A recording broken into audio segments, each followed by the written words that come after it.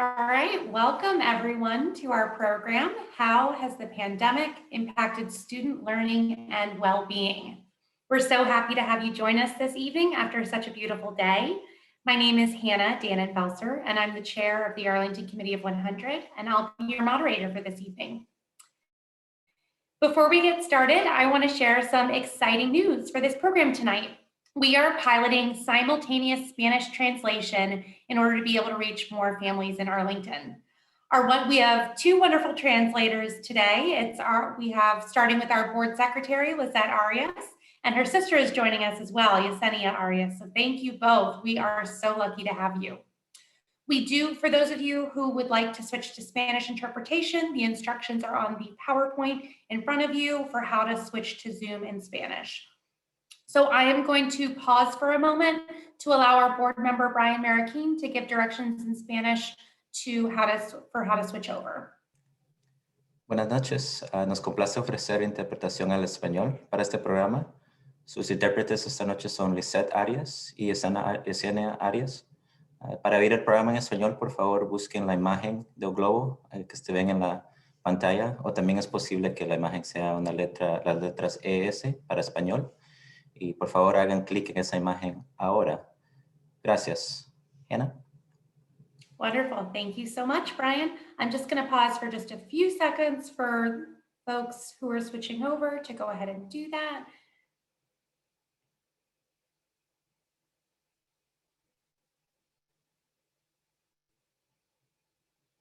All right, so hopefully we've got everyone situated. So tonight, I'm going to go ahead and get started here. Tonight, we are hearing from Bridget Loft. She is the Assistant Superintendent for Teaching and Learning at Arlington Public Schools. And we're hearing from Jean Booth, a licensed clinical social worker and an assistant professor at George Mason University. They're going to help us understand the effects of the pandemic on Arlington students this past year and where we go from here. We'll look forward to your questions after they present so that we can hear what you're looking to gain from our speakers. If you're watching us on Facebook and you think this is something your friends would like to hear, please consider sharing that Facebook Live with your friends. If you are joining in either on Facebook or Zoom, please like and follow our Facebook page. We publish our events through email announcements that you all will be receiving in the future, as well as the Facebook events, so you can hear all of these upcoming programs and share them with other people who may be interested. So I think we have all been spending a lot of this week reflecting back on the past year. This weekend, we'll hit the 1-year mark for when all of our worlds started to shut down. Pre-pandemic, a lot of my professional life involved working with Arlington Public Schools. So this was the week that I stopped going in person to Carlin Springs Elementary, Dr. Charles R. Drew Elementary, and the Arlington Career Center. Yesterday, I dropped off my little sister at the Career Center for her first in-person day back at school. She showed her symptom confirmation check on her phone, she put on her mask, and was welcomed into a building that she hasn't seen in what really feels like a lifetime. We've all been through a lot over this last year. The pandemic itself has been a terrifying chapter for us to live through, and the kids here in Arlington have borne a lot of the brunt of the pandemic. This past week, the sun has been out. I see school buses driving through neighborhoods, and the news keeps showing the coronavirus case counts are creeping down across the community and throughout the country. For the past few months, those of you who've been tuning in with Committee of 100 have heard that I've tried to mention approaching that light at the end of the tunnel each time we begin our program. And really each day of this past month, I'm seeing more and more light peeking through. I'm so glad that we're spending this evening talking about the kids in our community because they've made so many sacrifices in this past year and will need so much of our leaders and community members' support to get where they need to be. Our role here at the Arlington Committee of 100 is to provide the nonpartisan and timely information on urgent community issues. I'm so glad that our program committee, led by Patrick Hope and Jerry Laporte, identified this topic as critically important for this month. Tonight's program was coordinated by our board members, Lynn Jewell and John Weisstadt, so I want to thank them for their work in putting this together. A few notes before I go ahead and turn it over to Bridget and Jean. First, I want to let you know about our program for next month. Details are still in process, including a much catchier title, but we'll be focusing on the processes in Arlington around the renamings of streets, landmarks, and more.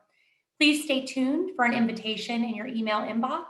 If you check the chat box within Zoom, you'll see that we just pushed out a link for Wednesday, April 14th at 7 p.m. So if you'd like to go ahead and pre-register. So stay tuned for a little more information soon around the speakers and the description. We want to give a thank you to the Arlington Community Federal Credit Union for being our sponsor for this program year. This year, we pivoted to foregoing membership dues in lieu of a sponsorship with ACFCU, and it's been a great partnership in helping us get out timely educational information to local residents. We're going to go ahead and have Bridget and Jean presenting, followed by Q&A. If you're with us on the Zoom, you can submit questions using the Q&A box at the bottom of the screen, and we will get to as many questions as possible. We won't have time to get to them all, as unfortunately we realize at the end of the program each month, but I'm going to do my best to get in as many as possible. I encourage you to keep your questions concise and ask them in the form of a question in order to increase the likelihood that I'm able to get to your question. So I'm going to go ahead and introduce Bridget. She's going to be our first speaker. Bridget Loft is the Assistant Superintendent of Teaching and Learning for Arlington Public Schools. And she started in that role in January 2020, right before the pandemic hit. So she's had a big year. Her role primarily involves overseeing instruction, student services, special education, and career and technical education. She has almost 26 years of experience as an educator with APS, and she spent a year in Miami, Florida schools as well. Within Arlington Public Schools, she's a former Wakefield High School history and government teacher. She was also an assistant principal at Wakefield. She was a principal at Yorktown and also a former assistant principal at Yorktown, and then a principal at Swanson Middle School, so go Admirals. As a W&L general, I'm not going to hold it against her that she's a patriot. I'm sure we have some Yorktown patriots watching today who are very happy to see her here. I know of one former Yorktown patriot who may be joining in with us from New Zealand tonight. So Bridget, there are a lot of people who are eager to hear from you. Among her many accomplishments, she was recognized I wanted to make sure to share that she was recognized as the Principal of the Year when she was at Swanson. I'm going to ask Bridget to just give us about a 15, maybe a 20-second pause. We're switching between Lizette and Yesenia for interpretation and to make sure we stay on, to share the load. So we're going to take a gap for them to switch over interpreters, and then we'll have Bridget go ahead and start speaking.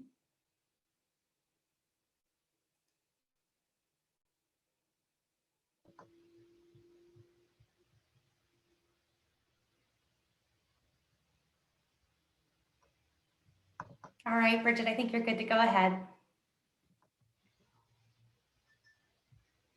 All right. Sorry. So, Hannah, I want to make sure is everybody seeing my my PowerPoint? Not yet. We're still Okay. seeing you right now. They're seeing me. Okay. So I'm pressing share screen. Let's see. And share. Haha, excellent. There, I see. All right, looks great. I'll Great. pass it over to you now. Well, I want to say thank you to everybody who is tuning in, and very much thank you to Lynn Jewell in particular, who is a former colleague of mine at Wakefield. So I think I can, Hannah, successfully say I'm a warrior, an admiral, a patriot, and I've always been a long admirer of generals as well. So really happy to be here, and happy to be able to share the perspective of Arlington Public Schools on what is a monumental week. We closed our schools on March 13th, so we're coming up on a year, and I am really grateful that within these past few weeks we've been able to open our schools to even more students. So we're definitely in an upward progress here. So today I'm going to talk with you about how we prepared our students and staff to move into full distance learning, and talk with you, share with you a timeline for us returning to our in-person instruction, and then also share with you some of the impacts that we've seen with distance learning and how we're addressing them. So our first point of discussion is how we had to, when we closed schools on March 13th, really begin to think about how can we prepare our students and staff to both deliver instruction and learn from a distance. And that was something that, while some of our students had a chance to participate in distance learning, it was really foreign to the large majority of our students and most of our staff as well. So we first we had to ensure that we had appropriate internet connectivity for all of our students, and so we were able to enter into a partnership with Arlington County and Comcast, so we could provide a year of internet essentials to 455 households, and that equated to 886 students. And this was paid for by using $500,000 of CARES Act funding. We also distributed more than 500 personal MiFi devices to families and students. And previous to closing, we had been a one-to-one district for our 3rd through 12th grade students. So we very much, our information services staff very much scrambled to ensure that our pre-K through 2nd grade students also received devices of their own. And so now our pre-K through 8th grade students have iPads, and our 9th through 12th grade students have MacBook Airs, which have been invaluable as we've moved through this distance learning process. Moving, sort of fast forwarding to when we were preparing to transition our students and staff to in-person instruction, we've provided professional development and new classroom technology for our teachers who are participating in concurrent instruction.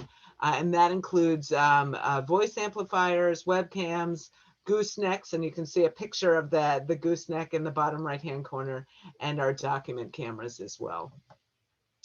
So let me talk with you a little bit about our return to school timeline. So you can see here that we actually transitioned some of our students into in-person learning support, what we call level 1 in November. And these are our students with disabilities who had significant need of support and accessing instruction, that they weren't able to do that on their own. And so they came into the buildings, received support from primarily assistants, although some teachers, to engage with their teachers via distance learning. We also provided an opportunity for many of our elementary students to access what we call in-person learning support. And that, again, they were learning via distance learning, but they were able to access the Wi-Fi in a building, have some oversight and some childcare as well.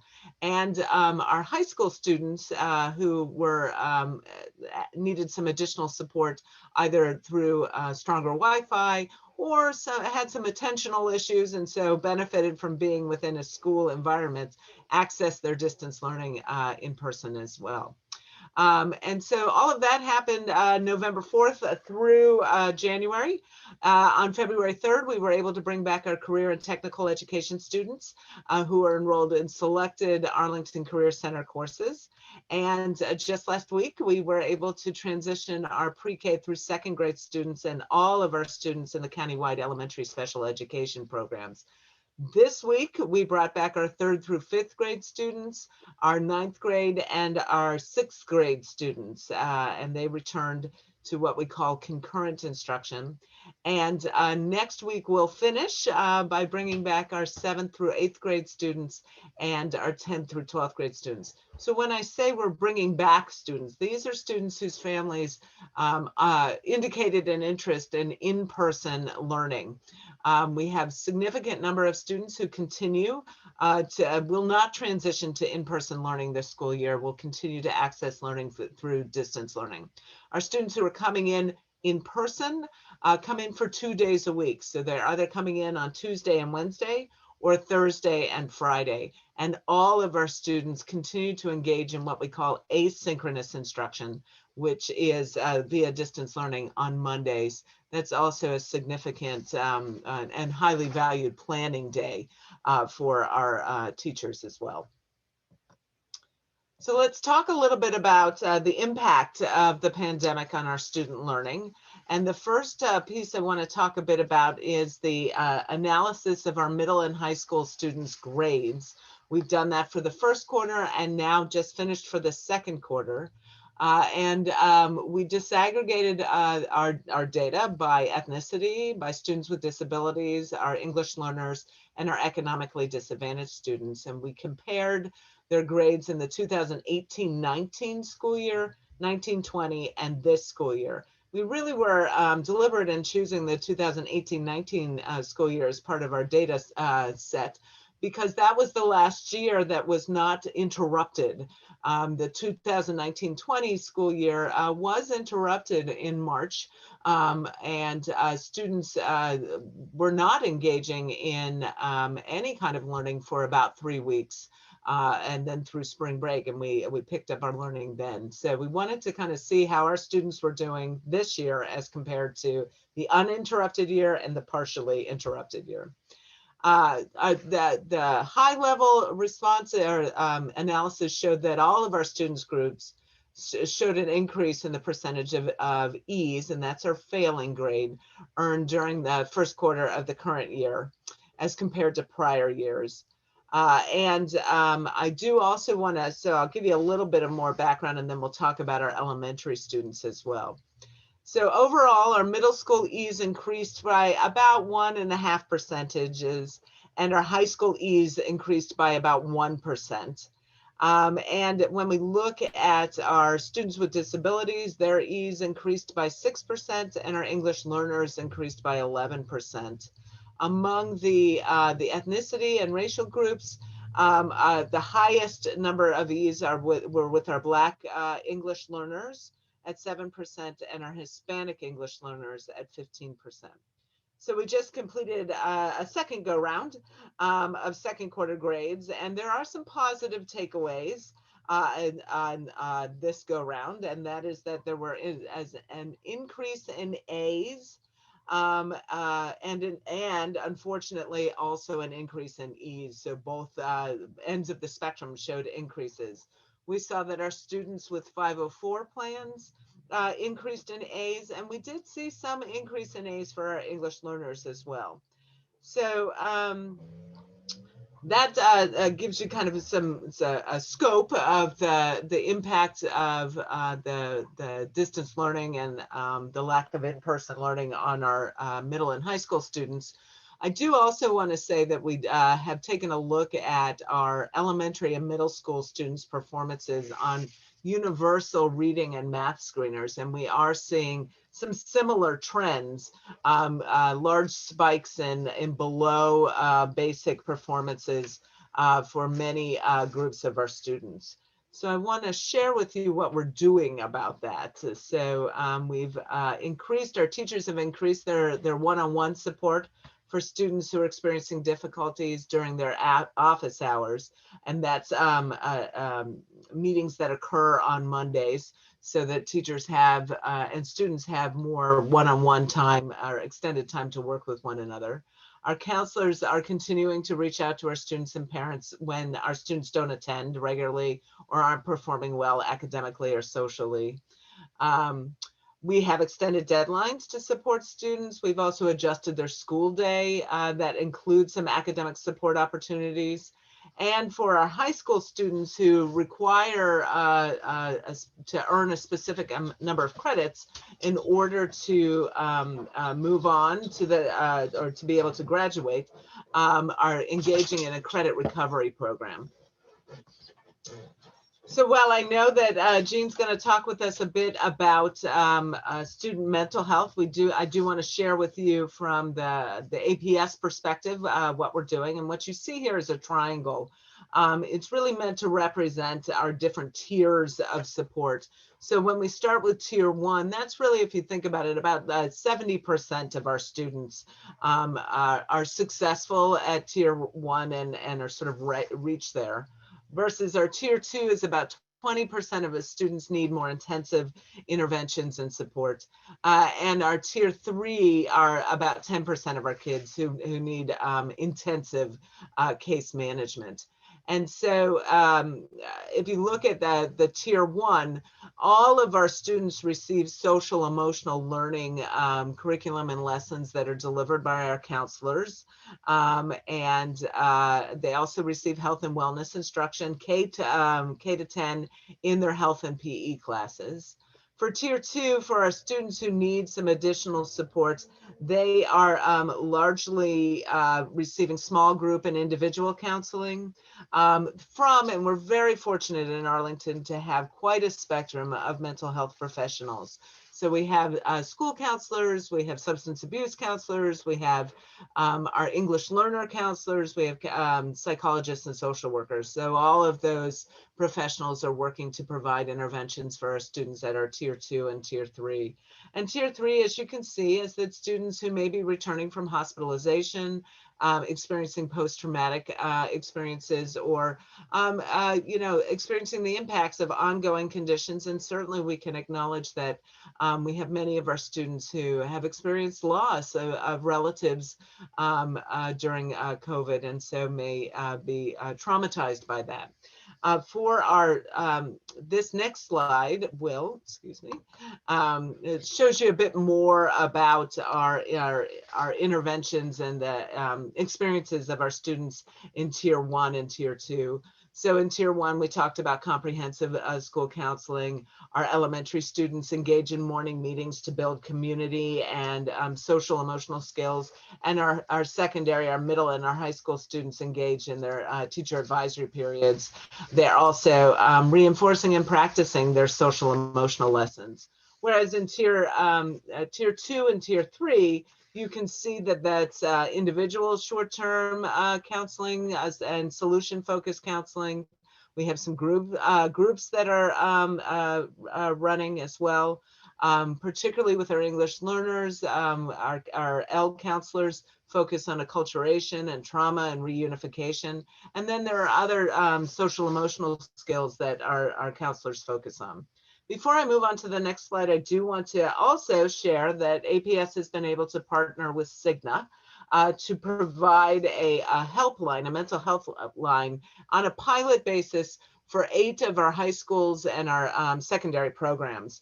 And that is going to be available, it started in February, will be available through September 30th, available 24 hours, 7 days a week, 365 days a year.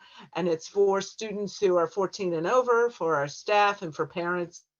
And the staff is the staff who man the line are trained in crisis response and can help in English and Spanish. So that's another piece that we're using to support our students.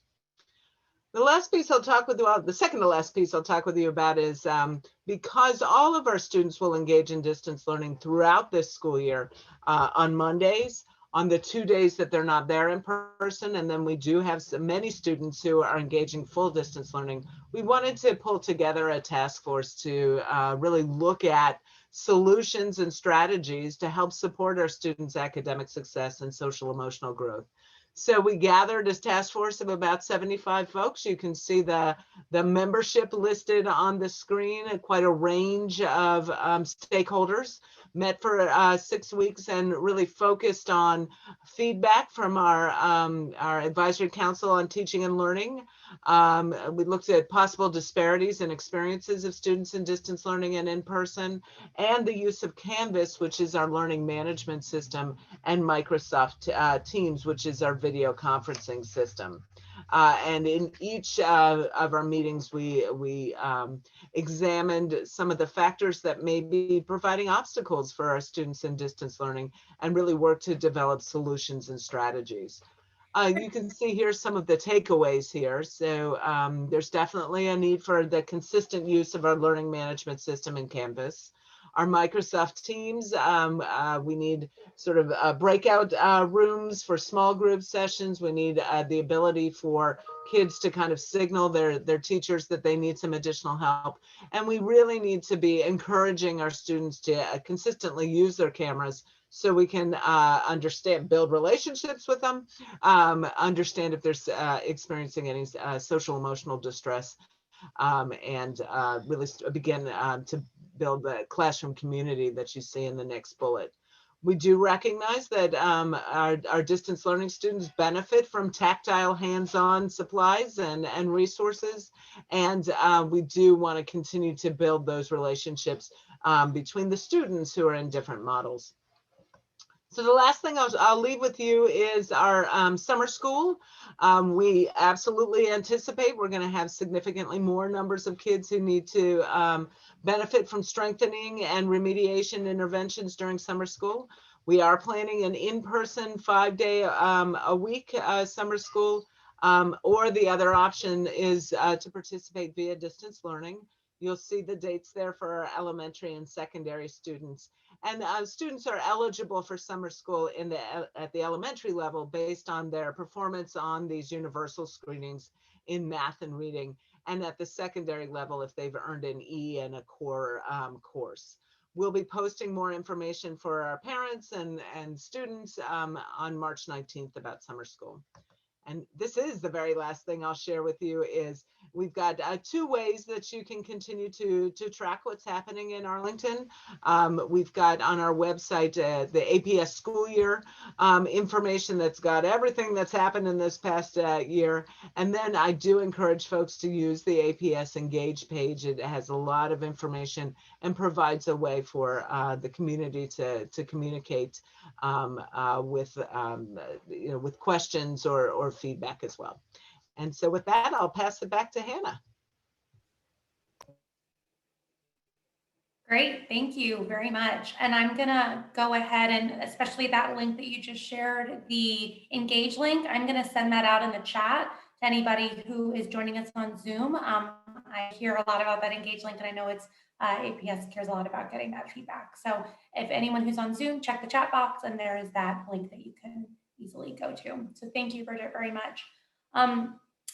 I'm going to give us just a pause here for a moment so our interpreters can switch over.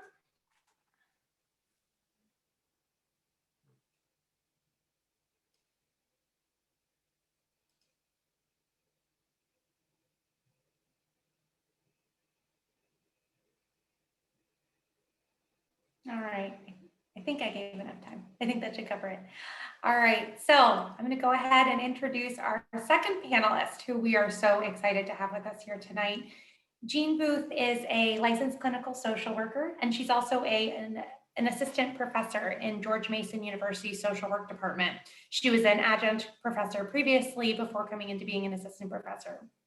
Not only does she teach, but she also has 20 years working in Arlington government, in local government, most recently leading divisions within Arlington County's Department of Human Services. She had a couple different titles there. She has a total of 30 years of experience providing clinical and administrative social work practice in areas including economic stability and housing, child welfare services, and developmental disability services. She has numerous other areas of expertise, but I'm going to focus on those.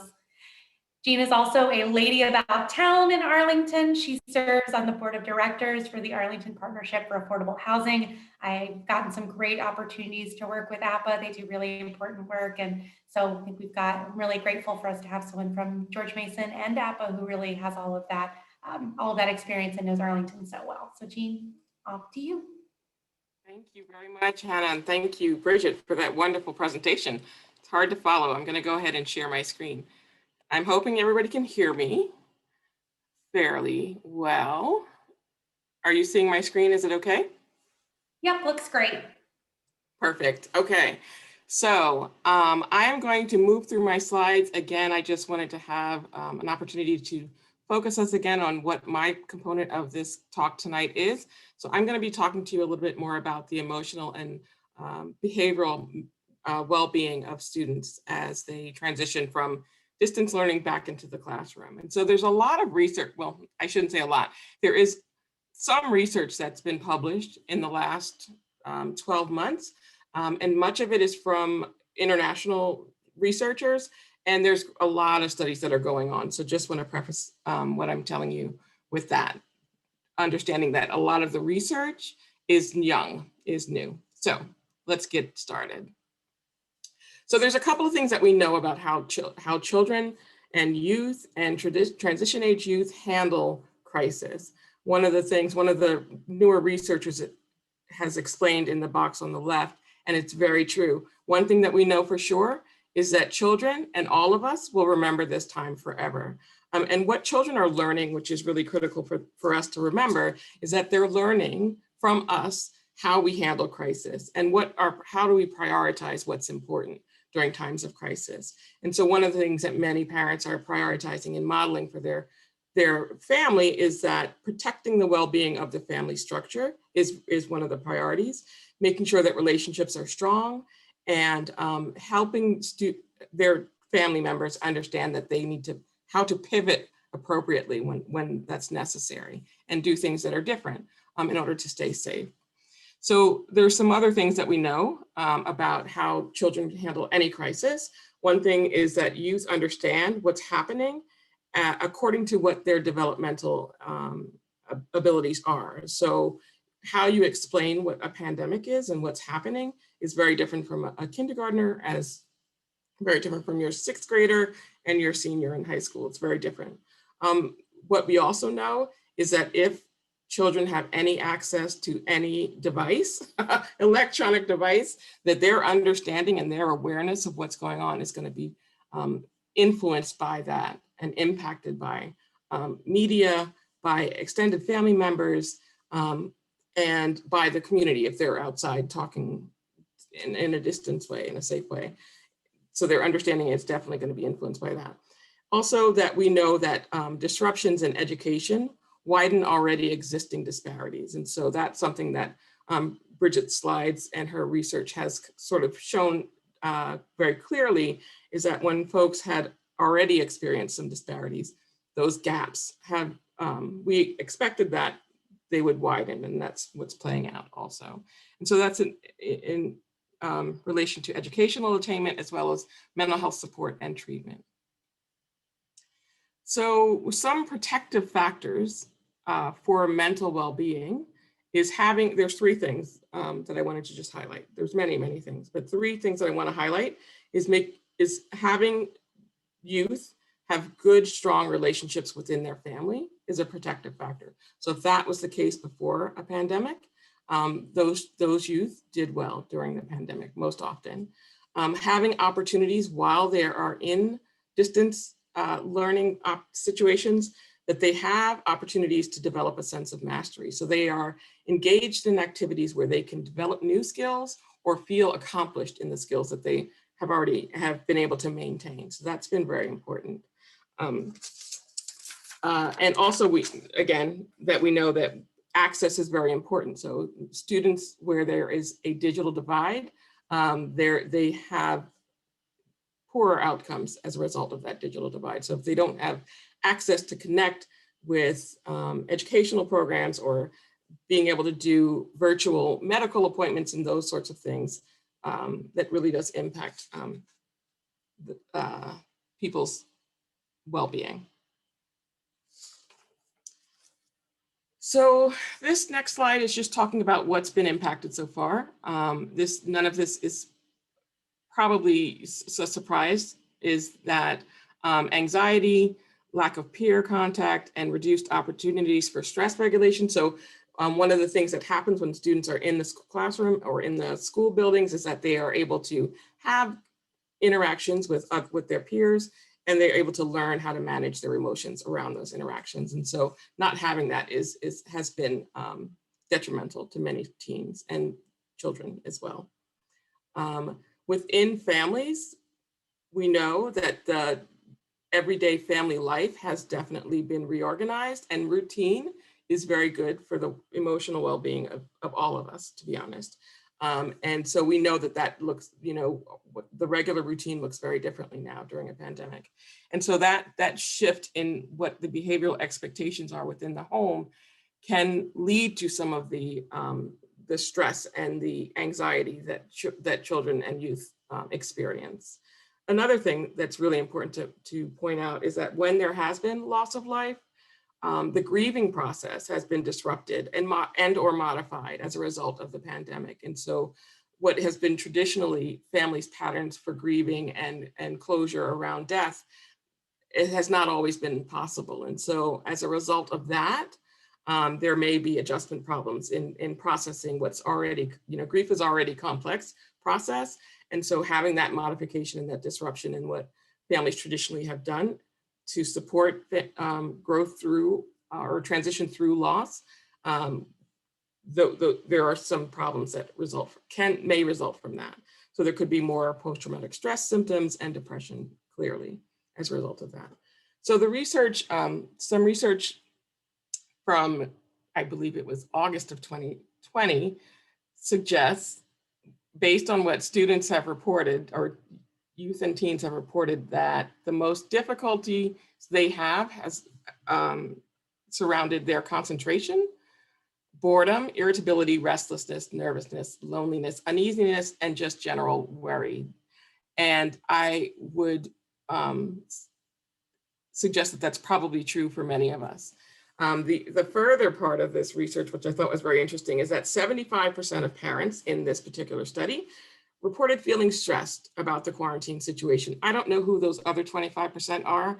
I'm not sure if any of you are in the room, but congratulations if you have made it through this time of quarantine without feeling stressed. So that's what the research says. I thought it was a very interesting study, and that's a live link. And I have some resources cited at the back of the slides as well, in case you want to dig deeper into the research. So one of the things that can be very helpful before returning to school and during the transition back to school is helping students monitor their mood. And so younger children, we know, may not have the verbal, the verbal and the spoken word to be able to express how they're feeling, but there's lots of opportunities to use creative mediums to help them express how they're feeling. So if that's through play, if that's through artwork, if that's through physical activity, acting things out, it's very helpful to help young children learn how to express their emotions in a way that is in a safe environment where they can get it all out. For teens, we know that teens do have the language abilities to discuss how they're feeling. They don't often do that. Not a surprise to parents of teens. And they might try to keep that in or express it with their peers in a way that may or may not be safe. And so it's up to parents and caregivers and other family members to help them understand that feelings are better out than they are in, and that there could be consequences for keeping things bottled up. And so saying that, I also would feel it's important to mention that parents and adults that are receiving that information from teens need to be prepared for that, because it can also elicit a lot of emotions in the receiver of that information. And so in order to help you process that, it's helpful for you to have your own self-care plan so that you can process that information. And I know it's easier said than done, but it really is valuable for you to develop your own self-care plan. Okay, so what can we expect as students return to school? I was very happy to hear about the transition back in November for students that needed extra supports. So those folks are further along in this process. But things that I want to say that for some youth, we need to remember that they went into quarantine with some psychosocial disorders potentially. And so those may have been exacerbated when they were not connected to the supportive services that they need. Some students that have social anxieties might have embraced distance learning because they felt safer in their home environment. And so those students that had that prior to the quarantine might be feeling some ramped up anxiety around the return to school. And so we need to, parents and the professionals in the schools buildings need to be prepared for handling that. And it sounds like APS has a plan for that. We know that children that have neurodevelopmental disabilities who have not had access to their supportive services, the supportive services that help their educational development, but they also help their emotional well-being and managing stress and frustration and all of those kinds of things might have been halted. And so those folks might need to take a couple of steps back and help students not feel bad about any deterioration in what they had learned prior to quarantining, and then just reassure them that they will make progress again and move forward. One thing that I wanted to say about professional counseling staff within schools, there may be some in the audience, I'm not sure, but it's really important for professional counseling staff to be prepared to re-engage with students. So re-establishing that trust and redeveloping that relationship with students is going to take time. It's also really important for those staff to also make sure that they have a strong self-care plan to mitigate any kind of secondary trauma. We know that there may have been some increases in abuse during quarantine, and so we need to, professional counseling staff need to make sure that they are really aware of the processes and the procedures for making those reports to the appropriate authorities. Okay, so I just wanted to also talk about what resources might be available to families, and this is in addition to what Bridget talked about through the school system. Teletherapy has really expanded their resources during the quarantine and the pandemic. There's multiple platforms that provide this teletherapy. I just put two here, BetterHelp and Talk Therapy are two service providers. They allow for treatment virtually, which is through a camera on your computer. They also provide messaging opportunities, which is synchronous. So when you're messaging with a therapist, you are both at your computer and talking in a messaging room. It looks sort of like an email, but it goes, you're in the same space. And then there's also texting, which is available in emergencies so that you can always contact somebody. These services are primarily out of pocket. Most providers don't accept insurance, but there is some reduced fee availability, and they do have a sliding scale. I don't know if it goes to $0. I'm not sure about that, but there's lots of information on the internet. Arlington County Community Services Board, CSB, provides mental health counseling to children and adolescents. They are also providing same-day access, which means when you call, the very same day that you call, you get an appointment and you can speak to someone. I believe they're doing it virtually still, but they will be transitioning back to in-person. There's also a crisis hotline, which I think might be different than the APS hotline that Bridget discussed earlier.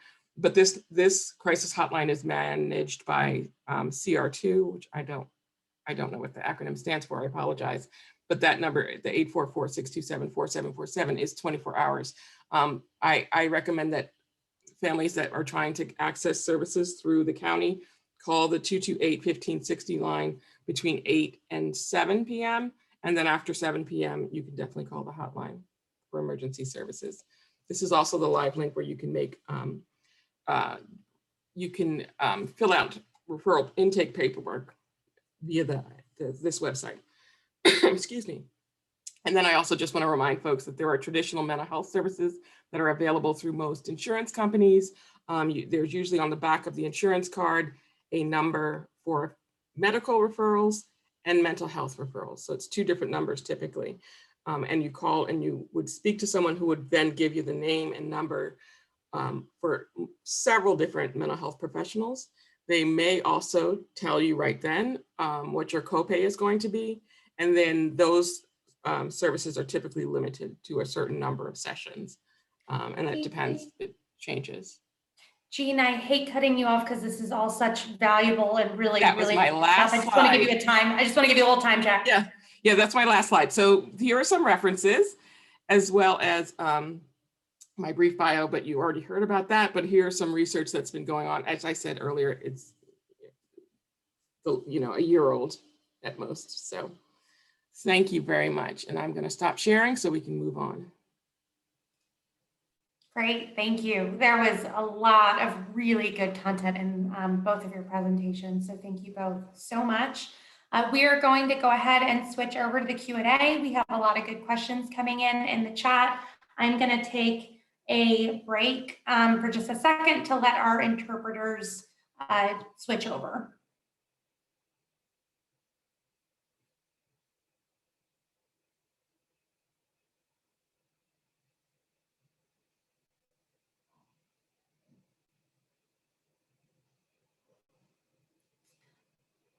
All right, so before we start the Q&A, I'm going to apologize to Jean and Bridget because I'm going to put you on the spot for a second. So I'm so sorry. We ended up having a lot of really good questions here, and I want to make sure I don't anticipate being able to get to all of them. I'd like to get to as many as possible, and I want to give you the opportunity to give substantive answers. We're just a little tight on time. Would you be open? Do you have the availability if we went over a few minutes? Like, is like 6, 7, 8 minutes? Is that appropriate for y'all? You're okay? Okay. I'm sorry, I didn't ask you that before the program, so thank you for your flexibility. I appreciate it. So the first question is from Rachel, is how do students access the school counselor? She said that, I'm not sure if Rachel is a parent or not, but she says it sounds like she's hearing some trouble about elementary students contacting a school counselor directly.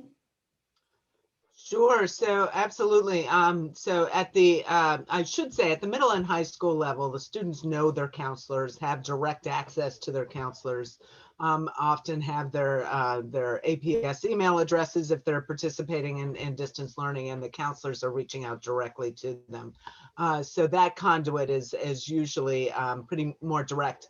At the elementary level, I would suggest the counselors have come and introduced themselves to each class and made an effort to get to know their students, and particularly those students who might be on tier 2 or tier 3.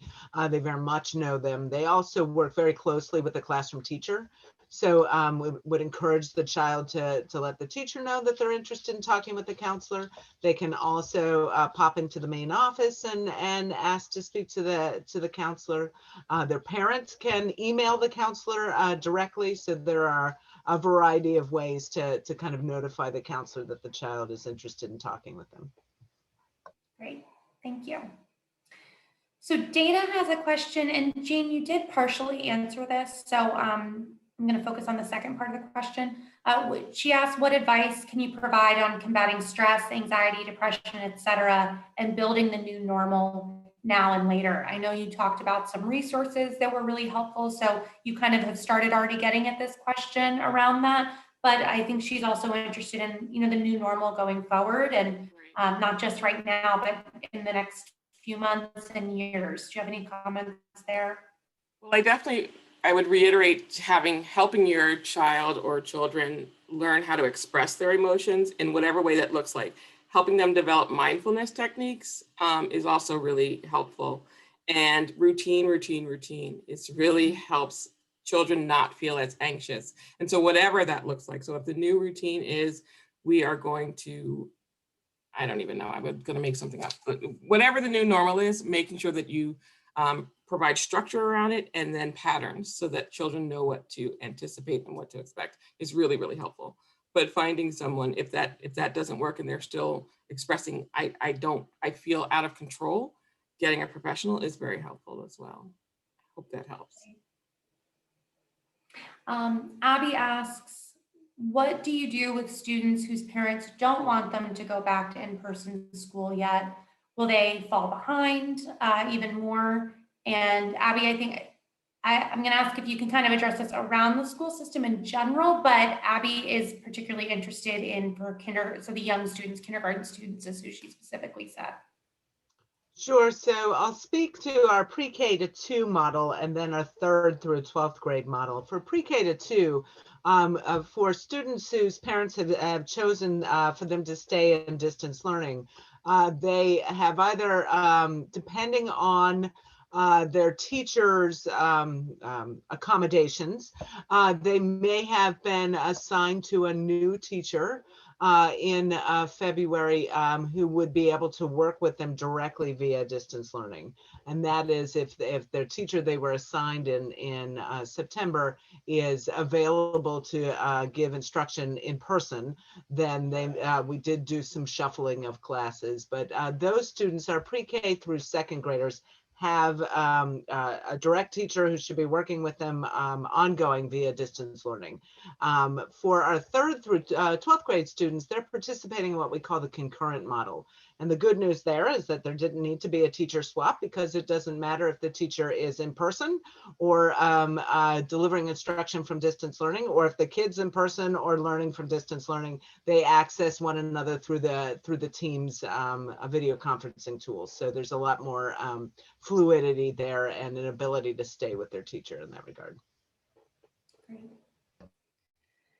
Erin is asking, will Arlington be able to move to full-time school in person in the fall? And what does the system need to make this happen?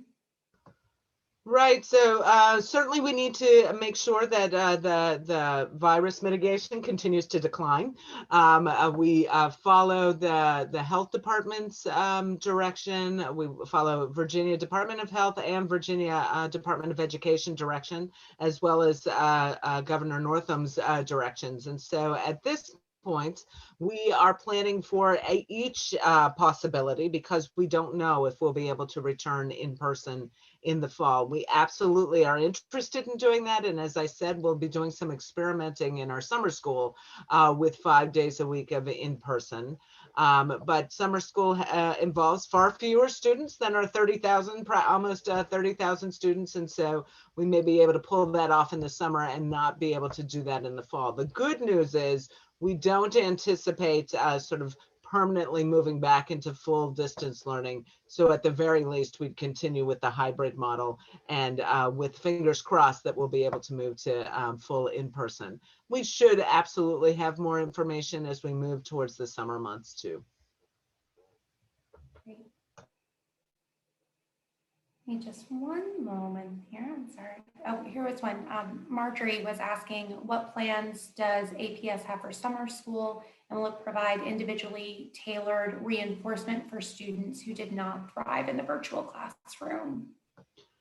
Right. So I should say for our summer school model, we are using our students' performance on various screener data to let us know where they are and what supports they need as far as reading and math. And that's really the focus for our elementary students. Secondary students are looking at those failing grades and in their courses.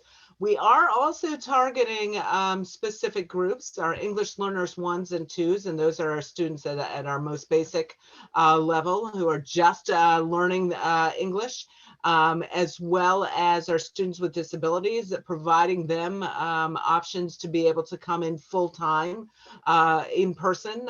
And our class sizes we expect will be relatively small so that those teachers can deliver those interventions, and they'll have the students' performance data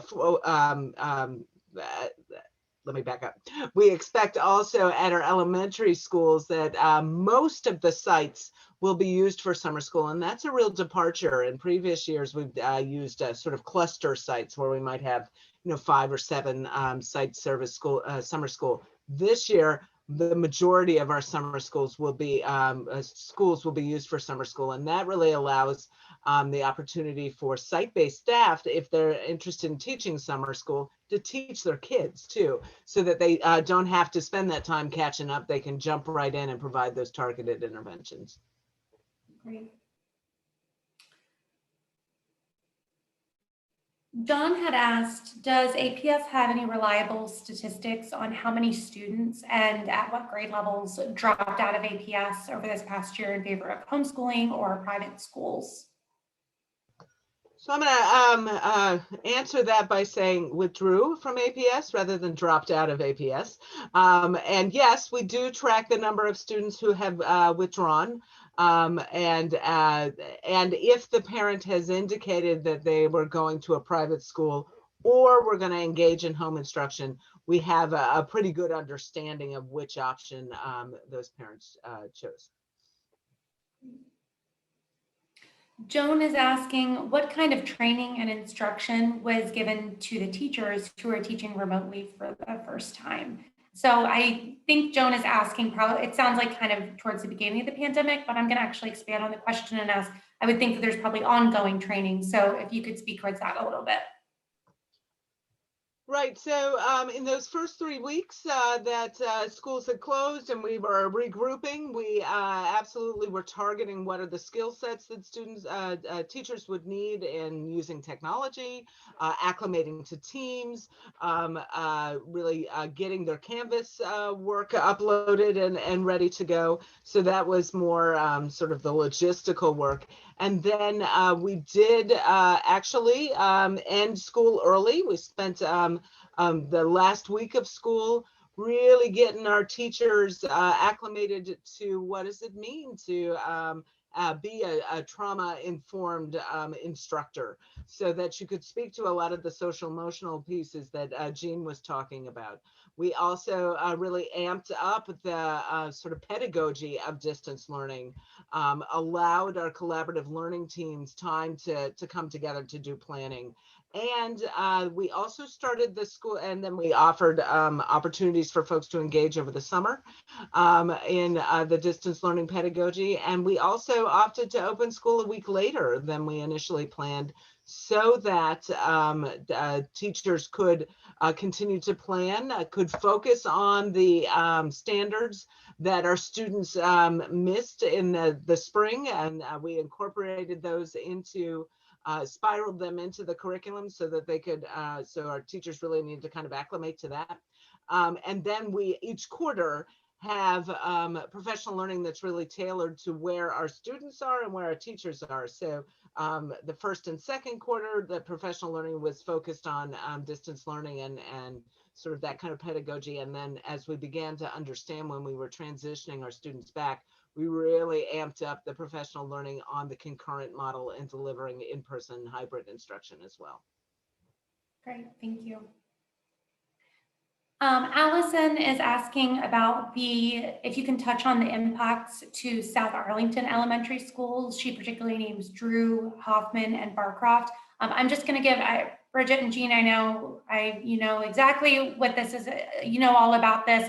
For those of us, so those of you in our audience who are maybe not as familiar with the school system, the context of this is South Arlington. These schools traditionally, and when we talk about the equity frame lens, these schools traditionally are lower income, poor health, have more health disparities around equity. So what Allison is asking is, so I just want to frame that. Jean and Bridget know this when I ask the question, but some folks in our audience may not realize that that's the context of the question. So I want to clarify that.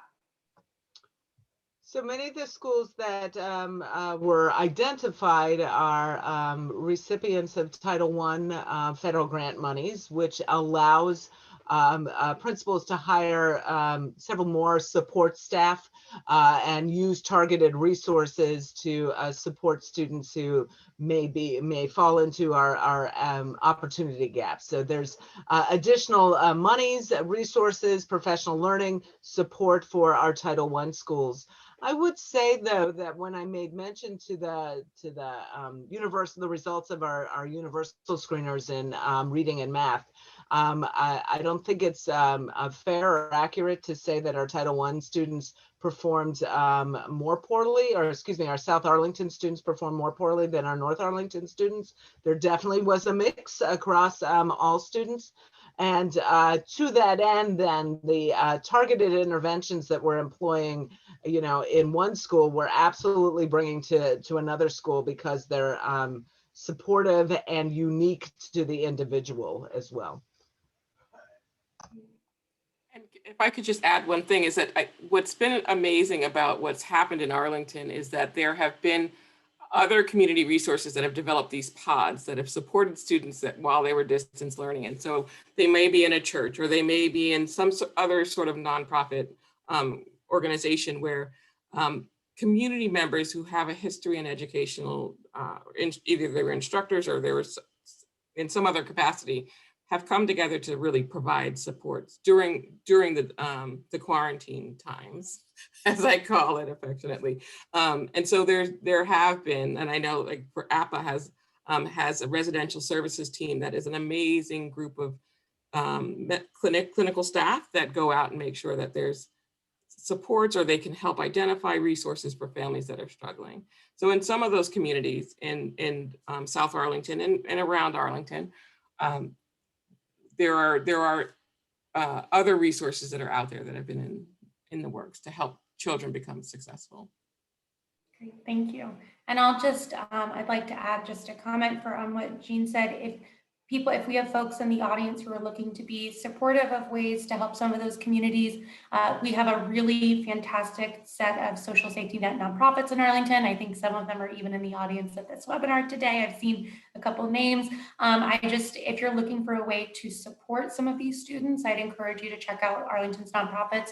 The Arlington Partnership for Affordable Housing is a really fantastic one. You can find some other ones by going, there's two places that are my go-to places for looking for the social safety net nonprofits. I go to the Volunteer Arlington website, which is volunteer.leadercenter.org. I also go, the significant majority of the nonprofits in Arlington that are hyper local are also members of the Arlington Chamber of Commerce. So those are the two places that I go to find if I'm looking for a nonprofit that I want to engage and support. So forgive me for the plug, but I think you got to an important point and I wanted to make sure we highlight it because I know we have a lot of folks in the audience who are asking themselves the question, how do I help? Let me see, I've got a lot of questions here. I wish we could get to them all. I have perfect. We just are pushing out the link that I just mentioned for the Volunteer Arlington is in the chat for their partner, for reaching their nonprofit partners. So let me just see. I have a question I'm going to ask, but I want to make sure I get, just taking a look to make sure we get as many of the audience questions as possible. I'm sorry, pardon me for just a moment here. Okay, so here's an interesting question that is going to kind of put, I think this is really to Bridget and it's going to kind of put you on the spot here. So I apologize, but it's an interesting question. Erin is asking if you could give a letter grade to APS in terms of the quality of virtual education and programs this year. What letter grade would you give, and can you add a little bit of color to that? I think that really depends on when I am grading APS. So certainly in the spring, I think we did our level best to not punish our students when it came to accessing new information and at the same time trying to amp up the connectivity for all of our students. We engaged in distributing paper packets to our pre-K to second graders who didn't have devices at that point. And so I think we were in a scramble, and I think, I think we did the best we could but I'd probably put us at about a C+.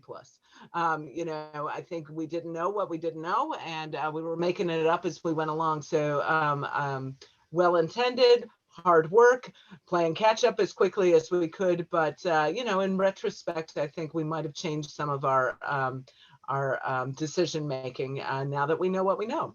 I'd say certainly moving into the fall, I feel as if we really worked diligently to get our staff trained and to help support our parents as well. We unveiled or released several Parent Academy videos on a variety of topics related to distance learning. And our Parent Resource Center was really prolific in pushing out resources as well. And so I'd say I'd move us up to a B on that one. And then as we've ramped up for our transition to the hybrid model and to concurrent, I think we've really been targeted in providing that professional learning, the technologies, getting our buildings ready with operationally, and the feedback that we're getting thus far from our staff and from many of our parents is that, you know, I would get us up to a B+, maybe A-, probably B+, I'd get us. Great. Thank you, Bridget. I think that, so I'm going to ask the final question, because I've been wondering a lot, and this is a personal passion of mine, is Jean, in one of your slides, you had some data around, it was basically the mental health, how the mental health is going for students in terms of, you know, how many are identifying stress, how many are identifying boredom. You had a really good slide with some of that data. So I bet Bridget has some data on this too, but I'm kind of wondering what that data around stress and social emotional learning, what that's looked like as a progression, because I imagine I know we've had a lot of ups and downs throughout the last year. So I'm curious how the data around mental health has evolved over the course of the past year. And if you could also share maybe if there's been what that's looked like in the last 1 and 2 months, so most recently. That's a wonderful question, and I wish I could answer you appropriately. So that research was a snapshot. And so it was in August, and it was in, I want to say, it was either the UK or South Africa. It was not in the US even, but you can kind of extrapolate the experiences across the globe. But I don't have that answer for you. I could guess that it has definitely, I would guess that there have been waves where when there felt like there was more certainty, people's symptoms abated a little bit. And then when we thought what we knew was determined to not be true, it would go back up. They would peak again. That would be my supposition. But I think we'll know a lot more about the longitudinal studies, because that was not a longitudinal study. We'll know more about that. I would say it's going to be about 2 more years out before we get those results. So I apologize for my non-answer. No, that's all right. We're learning as we go here, so that makes complete sense. Bridget, do you have any things you want to add on that in terms of the evolution of mental health over the past year? Have you seen anything within your data? Yeah, you know, one thing that has been sort of gratifying and we want to learn more about is, you know, we track our students' risk assessments when they're indicating self-harm or, you know, really in deep, serious distress. And we have seen a significant decrease in risk assessments. Now, I will say that, you know, our counselors are really checking in with our kids and engaging, but it's a different kind of qualitative experience via distance learning and challenging. Some kids are not as forthcoming as they might be in person. We also are partnering. We do know that families may be bringing their students to DHS or to their own counselors and mental health professionals that they may use as families, as opposed to bringing it to schools. So I'm not celebrating that decline. I mean, on the face of it, it looks like that's good news, but just as Jean said, I think we need to really kind of dig into what does that look like, because it certainly doesn't mirror a lot of the anecdotal pieces that we've been hearing about our kids. So. Great. And just if I could just add one last thing about DHS, I think it's important to let folks know that while the Behavioral Healthcare Division for Children and Youth is on the same floor as Child Welfare Services, it is two different bureaus. So if there's any hesitation from parents in wanting to access that resource, I just want to make sure that I get that message out, is it is two totally different programs, two different bureau chiefs, two different service providers. And so I just encourage people to use that as a resource. That's my post DHS plug for services there at Sequoia. Great, thank you for that. Well, I'm going to go ahead and wrap us up here. I really, if y'all who are on Zoom here could stick with us for just a couple more minutes. Bridget and Jean, first I want to thank you for staying on a little longer than we had asked you for. Y'all are going above and beyond tonight, and it's a Wednesday night where I'm sure you could be with family and friends right now. And so we're just really grateful to have you, grateful for your expertise and your insight. I referenced earlier, I'm a product of Arlington Public Schools. My sister is a product of Arlington Public Schools. I am deeply invested in the success of our system and our students. I looked through the list of people who are attending tonight, and I recognize a lot of names of people who are big names and advocates in the school system who are deeply invested. So we're just really grateful to have your expertise. So thank you. For everyone who's joining us, I know we've lost a few people because we did go over a little bit, but for those of you who are still on Zoom, I want to remind you to register for our program next month. We're going to be covering some of the renaming processes in Arlington. Again, that title is, we'll have a really much more catchy title coming soon and a description, but the link is in the Zoom chat. So please register and come join us next month on April 14th. I want to give another thank you to Lizette Arias and her sister Yesenia Arias. Lizette is the secretary of our board, and she and one of our fellow board members, Brian Marroquin, really had the vision of making sure that we could reach a broader audience and families who may not have been able to access our program tonight otherwise. So they wanted to make sure that we had this interpretation service tonight as a pilot. So we're going to circle up and see if this is something that we can execute in the future, but I'm really glad we got to test it out tonight. So thank you. I want to thank our program committee chairs, Patrick Hope and Jerry Laporte, who are keeping us on track with our programs and making sure that each month we're talking about the most timely and urgent issues. And I want to thank Lynn Jewell and John Beistat, who are the leads on organizing this panel for this month. They are both schools experts, as anyone who knows them is aware of.